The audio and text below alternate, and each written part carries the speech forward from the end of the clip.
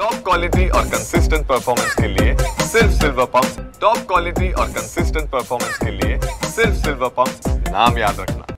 आता सध्या आपण पत्रकार परिषद घेण्याचं कारण अशासाठी आहे की परवा झालेला जो कार्यक्रम होता त्या कार्यक्रमाला आम्ही आणलेला स्टेच्या माध्यमातून अनेक लोकांना संभ्रम होता की स्टे आहे किंवा नाही आहे। तर जो स्टे आम्ही तुम्हाला प्रत्येकाला स्टेची प्रत देण्यासाठी ही घेतलेली पत्रकार परिषद आहे आणि त्याच्या माध्यमातून आम्ही तुम्हाला लोकांना आणि आमच्या कामगारांना आम्ही सांगू इच्छितो की जी काही करार तिने केलेला होता त्या कराराची प्रत तिने आपल्या कुणाला दिलेली नाही आहे। तर ह्यासाठी आता भविष्यामध्ये आपण ते घेतलेला स्टे आहे आणि आता हे हॉस्पिटल जेणेकरून आपलं जे हॉस्पिटल आहे ही सुरळीत कसं चालेल, तर आपल्या हॉस्पिटलचं जी काय अजेंडा आहे त्याच्यामध्ये जे लिहिलेला जो करार आहे त्या कराराप्रमाणे आपण हॉस्पिटल चालू करण्याच्या संदर्भात आपल्या समाजातल्या अनेक लोकांना आम्ही आव्हान करत आहे की आपल्या हॉस्पिटलसाठी तुम्ही पुढे या।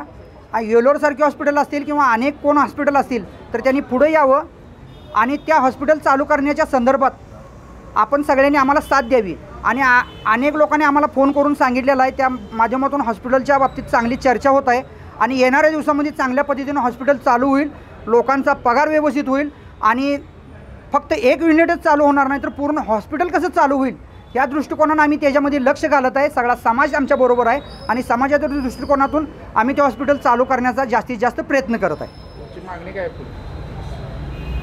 आमची मागणी एवढीच आहे की जे काय तिने आत्ता सध्याला तो करार तिने केलेला होता एमओ, तो एमओ तिने आमच्यासमोर त्या निदान आमच्यासमोर नाही तर आम्ही आता पोलीस स्टेशनला जाऊन तिथं त्यांना देत आहे आमचं स्टेचं।